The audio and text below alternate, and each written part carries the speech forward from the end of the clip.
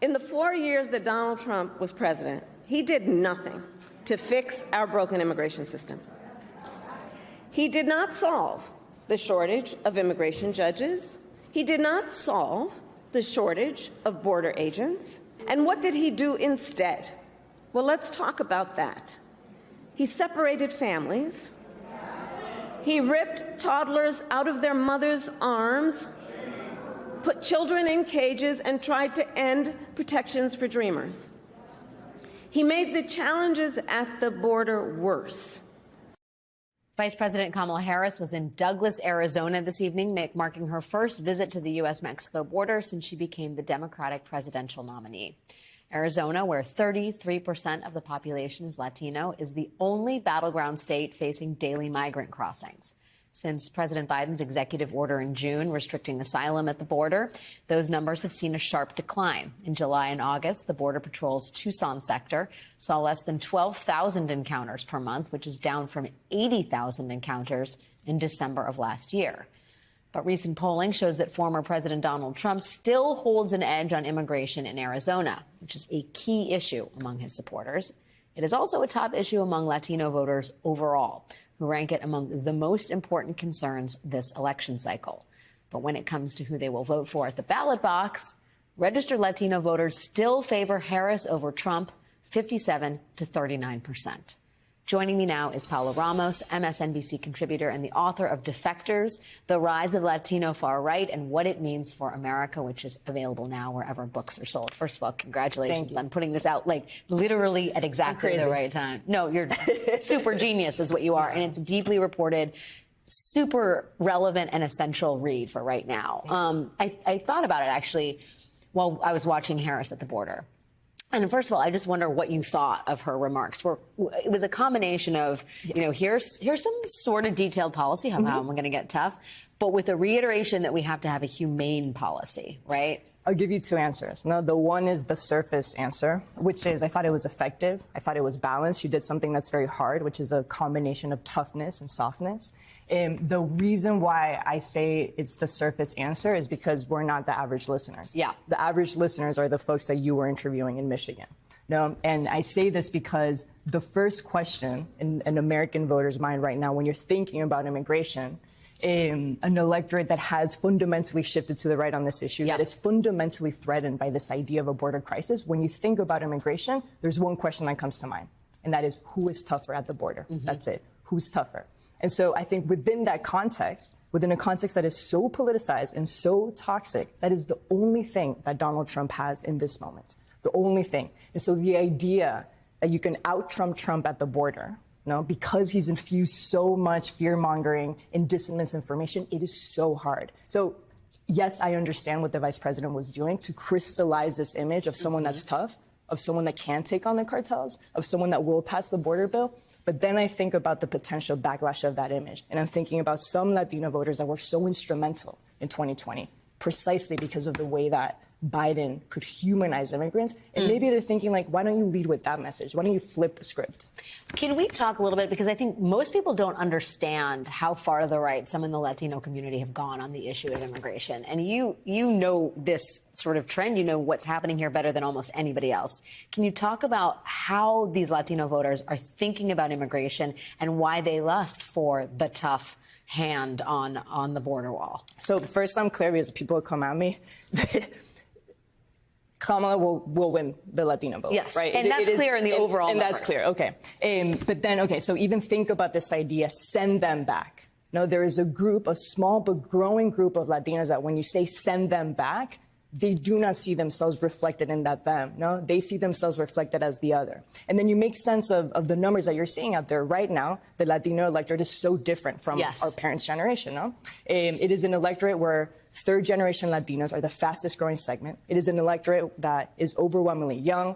The majority are U.S.-born, under the age of 50, and most people speak in English. And so Trumpism is sort of betting on this idea that you can invoke a certain type of racial and ethnic grievance. No, they're betting on this idea that within that segment of Latinos, within that picture, they have become so Americanized, and so assimilated that they too can sort of buy into the nativism and the anti-immigrant rhetoric, and even perhaps with more force. Why? Because there is a fear among some Latinas that we will always be otherized, and we will always be these perpetual foreigners. And when you put all of that together, infused with that fear-mongering, Trumpism is powerful. It's an intoxicant for that group of Exactly. people. I mean, and I think you make a really important point, which is that she will overwhelmingly win the Latino vote. But within that vote, there is a growing subsection that's really critical and explains a lot of Trump's growth among Hispanic Americans. Same, that phenomenon exists in other racial subgroups as well.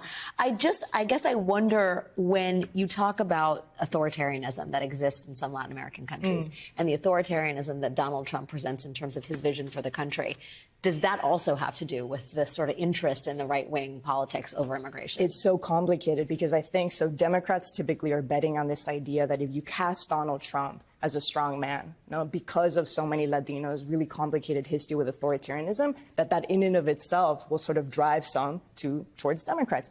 But here's the thing. Yes, it works, but Latinos have a very complicated relationship with strongman rule. In fact, this idea is pretty present, that at times, because history has repeated itself in Latin America, that at times when democracy feels messy, the appeal of strong men is perhaps required, And let's also remember that the United States government sort of conditioned that among the Latin American population, right? In the 20th century, during the Cold War, in the name of sort of ridding the West of communism, the United States government supported strongman rule and military juntas in places like Chile, El Salvador, Nicaragua. And so considering the fact that so many migrants and asylum seekers come to this country with those political traumas, again, when you're facing something that, because mis and disinformation tells you that things are feeling weird, Trumpism, again, has an appeal. It's a solution. Paola, it's so great to have your perspective and deep understanding of all of this. Thank you for coming on set. Thanks for spending some Friday night. And everybody go buy this book, Defectors. You see it right here? There it is. It's on sale right now.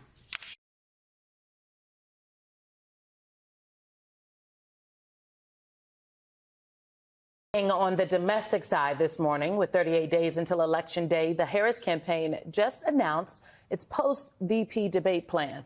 Both Vice President Harris and Governor Walz will take their bus tour back to Pennsylvania. You can expect manufacturing and the economy to be priorities for those events. And just yesterday, Harris visited a border town in Arizona to address what she called the nation's broken immigration system. Joining us now is Harris Walz's Principal Deputy Campaign Manager, Quentin Fulks. Good morning, Quentin. A lot to get to today. I appreciate that campaign is already blasting forward ahead to after the VP debate, but I want to ask you about that debate, both how Governor Walz is preparing for that debate and how the campaign is defining success going into the debate. Well, look, first of all, good morning, and thank you all for having me. I would say that we know that J.D. Vance is a skilled debater. He has been preparing for this. He has the pressure of trying to make up for Donald Trump's disastrous debate performance. Governor Walz does not. But what you're going to see is a contrast between a skilled politician, a slick talker, somebody who openly admits that he's willing to say whatever to make the case to the American people. And on the other side with Governor Walz, a public school teacher who knows what Americans are going through, who speaks in common sense language about the issues, kitchen table issues that are at stake in this election. And it's fundamentally going to be a choice between two different visions. One, under the J.D. Vance and Donald Trump agenda, Project 2025, of continuing to take away rights, whipping away freedoms across this country, having women across this country literally die because of the archaic nature of policy that they continue to try to push down our throats. And on the other side, for Governor Walz and Vice President Harris, an agenda and an opportunity economy for everybody, not just to get by, but to get ahead, to continue to tackle the things that are impacting Americans every single day. And Governor Walz is going to make that case. You know, Quentin, I remember the last debate in a presidential campaign between two potential vice presidents, then Senator Harris and then a former, and at the time, Vice President Mike Pence. And the VP debates are very different, right? They are, I would argue, oftentimes much more substantive, a little more demure, if you will. And it is not about the two people usually sitting at the table. It's more so about the folks of whom they represent, their running mates at the top of the ticket. But this debate, I think, will be different. J.D. Vance has been at the forefront of a lot of some of the most inflammatory rhetoric on the campaign trail. I'm thinking particularly about the racist conspiratorial lie about Haitian immigrants in Springfield and across the country. How is Governor Walz preparing to tackle that portion of the debate? Look, I think these vice presidential debates are important because, again, God forbid anything happens to either candidate at the top of the ticket. These are the individuals who would have to step up. And J.D. Vance has proven just how dangerous he is, just how erratic, out of touch he is. It's hard to top Donald Trump when it comes to that category of things, but J.D. Vance seemingly does it every time he opens his mouth. And Governor Walz is going to continue to communicate and focus on introducing himself to the American people, while at the same time talking about Vice President Harris's vision for this country and putting it in stark contrast with the plans of Donald Trump and J.D. Vance. But J.D. Vance can't help himself. He continues to stand down on or stand behind the erratic behaviors of Donald Trump, while at the same time trying to hide the fact that literally before he became Donald Trump's partner, he was one of his harshest critics. And so I hope that on the debate stage, he's asked about his past comments of Donald Trump and why now suddenly the policy positions are okay. And he's even willing to go further. And so I think that that is the approach and the conversations that Americans are going to hear on the debate stage. But this is an extremely important debate, and Americans should tune in and pay attention. Part of the contrast in vision, of course, around immigration. We saw the vice president at the border just yesterday. I want to take a little listen to some of what she had to say in Arizona. We should not permit scapegoating instead of solutions. And let's see what's happening. Let's not permit scapegoating instead of solutions, or rhetoric instead of results. As your president, I will protect our nation's sovereignty, secure our border, and work to fix our broken system of immigration. And I will partner with Democrats, Republicans, and independents to do it. Quinton, we know what Donald Trump's vision of immigration in this country looks like. He wants to build a wall. He wants to deport 11 million people. I think what we heard yesterday from the vice president is that it is possible to both secure our border, have an orderly and humane system there, and embrace immigrants on the interior of this country. DACA recipients, dreamers, people who have built their lives here, what the administration is currently doing with families belong together, keeping American families together, parole in place. Can we expect to see Governor Walz lean into that message of both ends, which I would argue really distinguishes this ticket from the folks you're running against?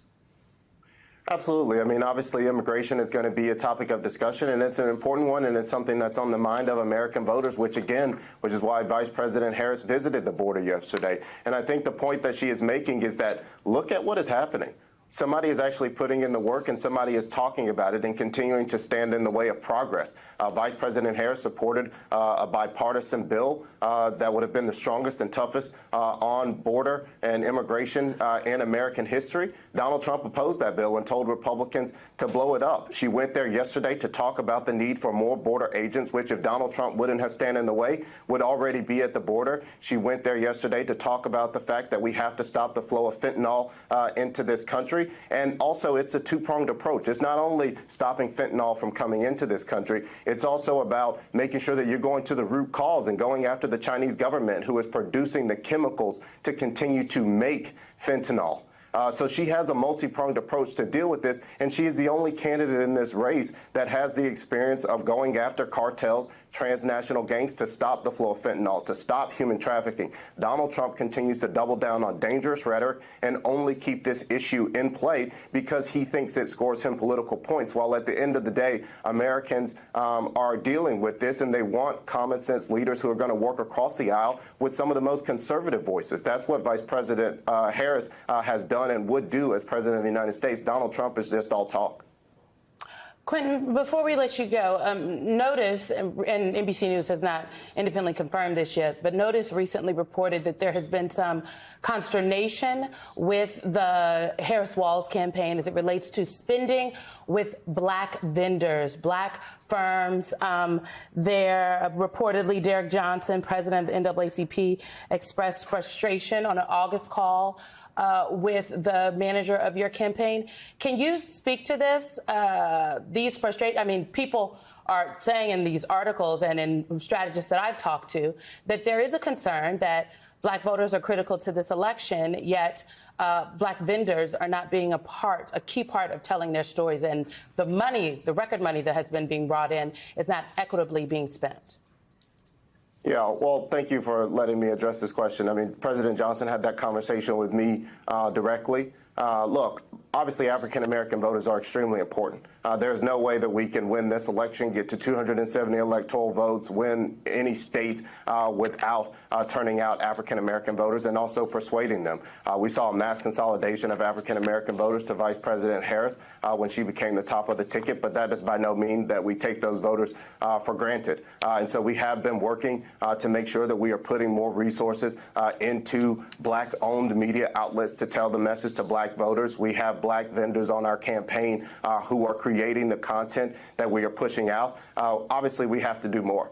This is a margin of error race. It is a tight race. A lot is at stake. Again, I know, and I read the article myself, because it's important to me that we get this right. We have to inject resources on the ground to the communities and the groups that are doing the work. Our campaign has been doing that. We will continue to do more. We are pulling together a working group to make sure that we are really doubling down to make sure that we're not missing any gaps when it comes to this issue. We are proud of the work that we have been doing to reach voters all across this country, and in particular, black voters. We have an HBCU tour coming up. We're partnering with the CBC to do some engagements that you'll be hearing about later this month. But we obviously have to do more, and we will continue to do more. We will fix this issue. We will continue to make sure that we are investing in the African-American community to turn out every single vote that we can, because it's too important to leave any stone unturned. Quentin Fulks, thank you, as always, for your time. All right, today we're going inside Chapter 9 of Project 2025 on the United States Agency for International Development, USAID. USAID currently distributes aid to 153 countries in the form of humanitarian assistance, health infrastructure, and economic development. Project 2025 sees USAID's status as one of the world's biggest humanitarian organizations, and they see it as an opportunity to export right-wing culture wars, American obsessions to the world. We'll show you what we mean, starting with abortion. On page 260 in Project 2025, it calls for the reinstating the Protecting Life in Global Health assistance policy. It's widely known as the Mexico City policy. This is an old policy that blocks U.S. federal funding for organizations that perform or promote abortion as a method of family planning in foreign countries, first introduced by Ronald Reagan. Now, if the Mexico City policy's goal was to stop abortion, it didn't work. Countries in sub-Saharan Africa that were affected by the Mexico City policy, for example, saw increased abortion rates, according to this 2019 study featured in the Lancet Global Health Journal. On page 265, Project 2025 asserts, quote, the continued high rate of maternal and infant mortality is a persistent global tragedy. Contrary to current publicity, this problem is not solved by abortion. That's actually contrary to reality. Decreased access to abortion means increased maternal mortality rates. We're even seeing that here in the United States since the fall of Roe. According to the World Health Organization, nearly half of all abortions conducted worldwide are considered unsafe. And according to the Guttmacher Institute, nearly 11% of all maternal mortality comes from these unsafe abortions. It's like we've been saying, abortion is health care in America and around the world. Restricting abortion means restricting women's health care. Project 2025 also wants the president to be able to dictate abortion policy worldwide. On page 261, it writes, current law in the Foreign Assistance Act gives the president broad authority to set such terms and conditions as he may determine on foreign assistance, which legally empowers the next conservative president to expand this pro-life policy. So the goal here is to hold the rights of women worldwide hostage with the carrot of U.S. aid in exchange. The chapter's war on women continues. Page 259 of Project 2025 suggests, quote, USAID should remove all references, examples, definitions, photos, and language on USAID websites, in agency publications and policies, and in all agency contracts and grants that include the following terms. Listen to this.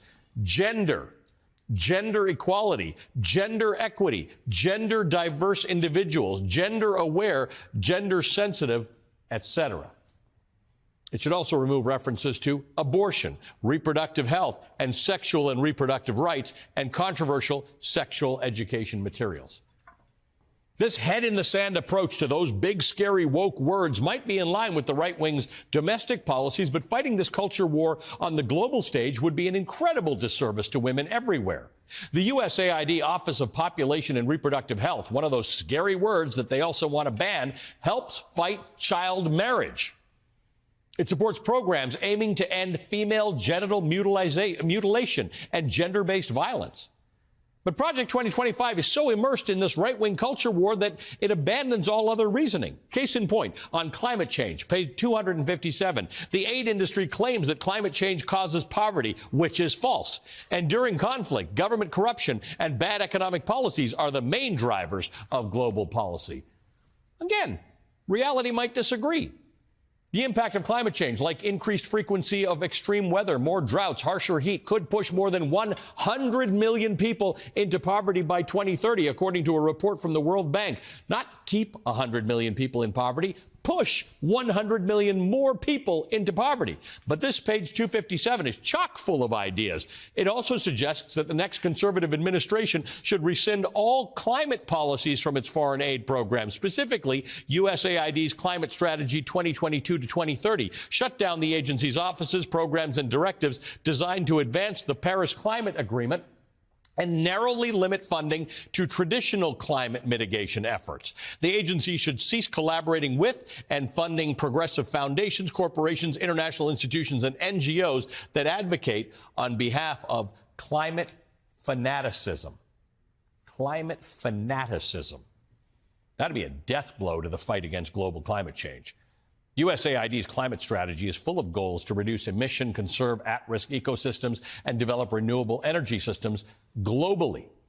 Cutting this funding would hurt the folks already disproportionately feeling the impact of climate change. The 74 lowest income nations only contribute 1/10 of global emissions, but stand to be affected the most by climate change. Women as breeding stock and the world as a dumping ground. That is the development, courtesy of Project 2025. Why? Joining me now is Jeremy Konyndyk. He's the president of Refugee International, the former USAID lead official for COVID-19. Jeremy, thank you for being with us.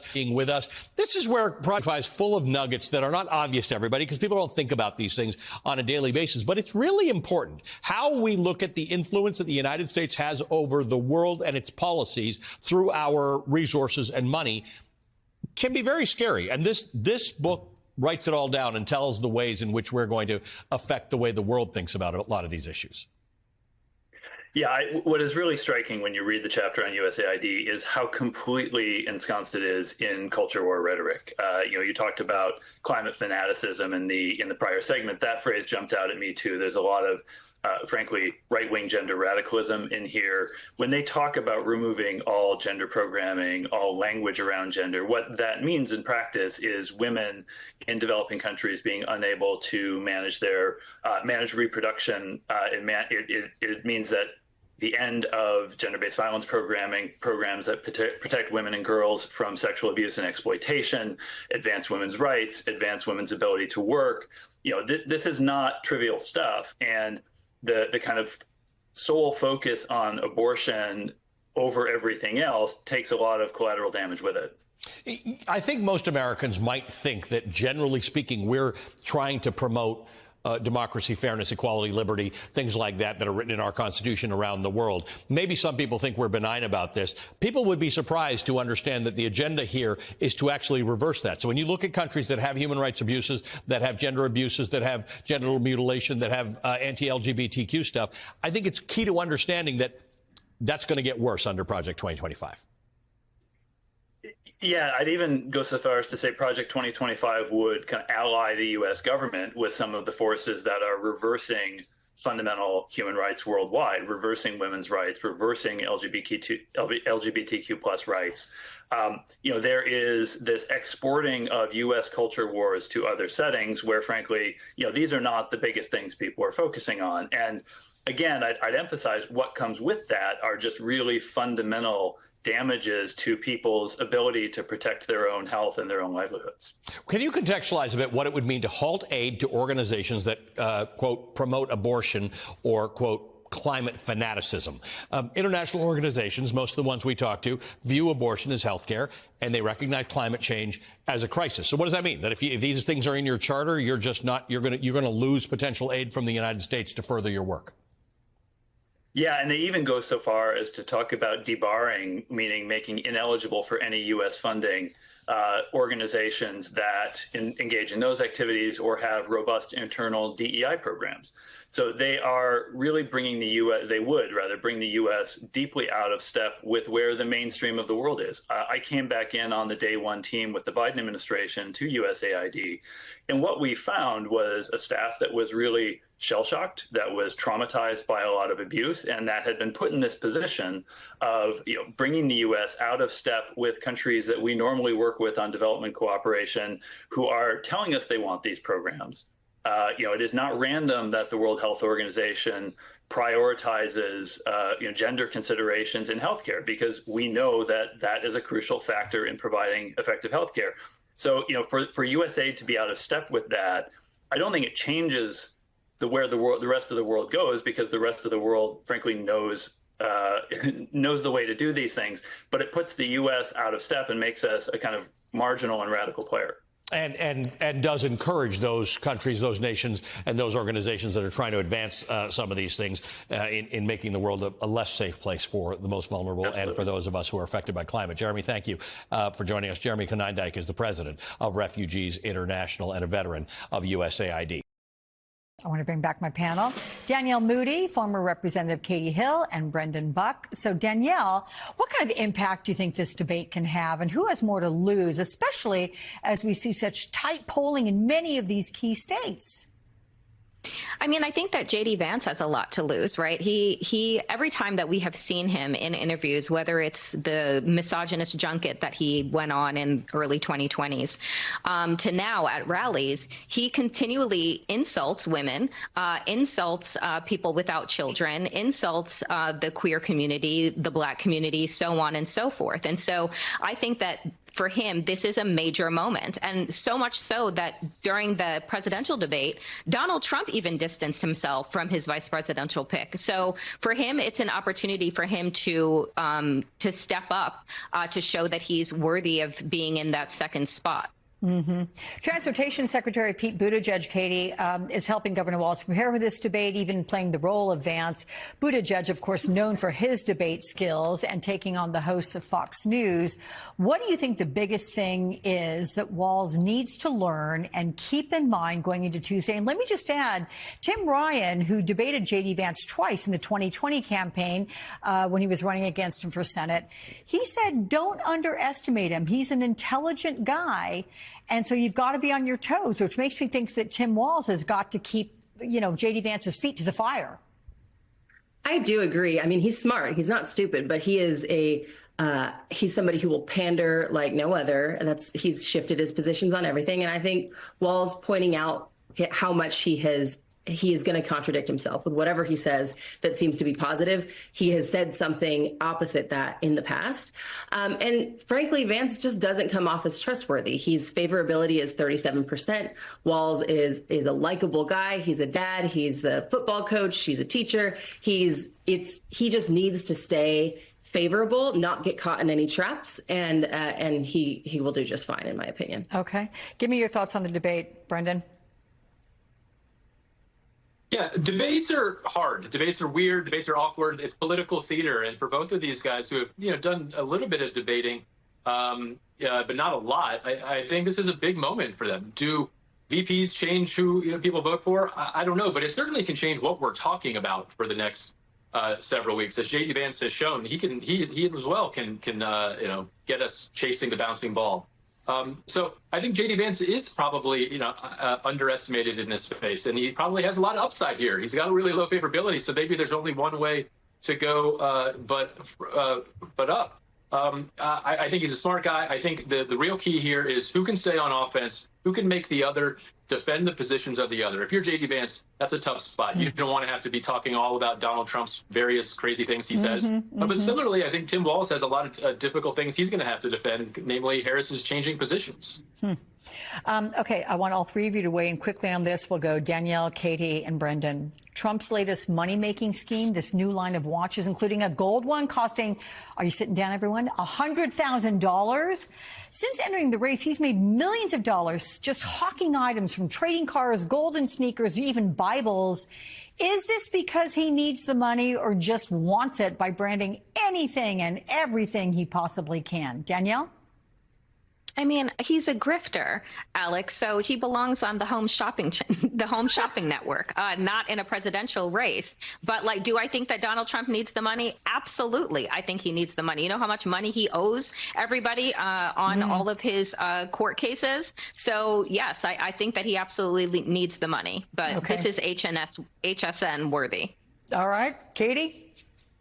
Totally agree. He does need the money. He is in the hole, and the fact that he's relying on his supporters in these really ridiculous ways to close the gap for him is just insane. Can we imagine if Kamala Harris was suddenly like, I'm hawking jewelry this month, and the comparison just would never happen, right? No. So I don't know. It's just a joke, and it continues. Brendan, last word to you. Yeah, it's deeply embarrassing. I mean, I send stuff like this to my Trump supporting Republican friends, and they just don't want to talk about it. The one thing I will point out is there's a real chance that if Donald Trump doesn't win this election, he could face jail time. And the fact that he's wasting time doing stuff like this instead of doing everything he possibly can to win this race is amazing. It's maybe not surprising, but it is still amazing. Okay, but if he loses, he could maybe get a show on the HSN. Anyway, we'll leave it at that. Okay, guys, good to see all three of you. Thank you. Joining me now, Alexi McCammon, host of the podcast In Sync and an MSNBC political analyst, along with Axios political reporter Steph Kite. Welcome. Good to see you both. So, Alexi, we're seeing Harris narrowly leading in the battleground states, while the race is very tight. Does the fact that she is ahead in all of them, with Pennsylvania and Nevada both outside the margin of error, does it indicate good things to her campaign about the trajectory, at least? Yeah, Alex, thanks for having me on, and I'm so happy to be on with you and Steph. Obviously, the polls are getting tighter and showing a closer race, but I think they're showing us a lot more, like that Democrats are on offense, not on defense necessarily.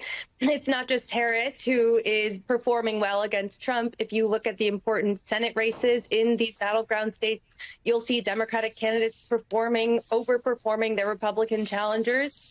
And so I think what we're seeing is not just across the board the race is tightening, but Harris is closing the gap.